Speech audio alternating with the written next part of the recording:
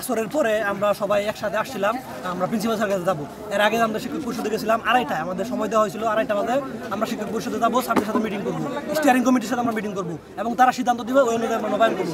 কিন্তু ওই মুহূর্তে আমরা যাই দেখি যে কয়েকজন দালাল স্যার সুন্দরভাবে ওদের নিয়ে মিটিং করতেছে, আমাদের দাঁড় করে রাখছে, অর্থাৎ আমাদের অপমান করতেছে। যাওয়ার কথা আমাদের। এই পরিস্থিতিতে ওরা হচ্ছে ছাত্র দলের সমন্বয়ের কাছে আশিক ভাই আছে, ঠিক আছে, রাসেল ভাই আছে, ওদের আমি চিনি, ওদের সাথে একসাথে আমরা বৈষম্য বিরোধী আন্দোলন করছি, আমরা হলের সবাই একসাথে।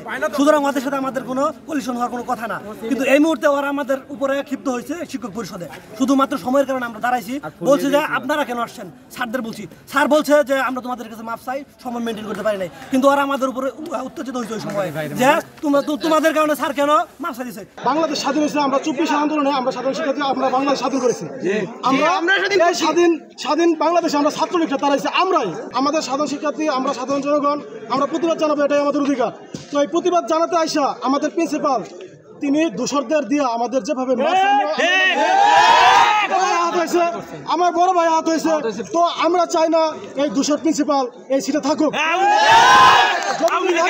ততদিন আমরা মার খেতে যাবো স্যার। আমাদের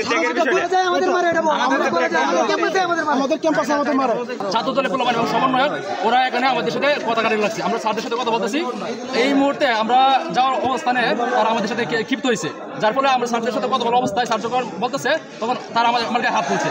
এটাই আর কি মেইন উদ্দেশ্য, শিক্ষক পরিষদে তারা আমার গায়ে হাত তুলছে।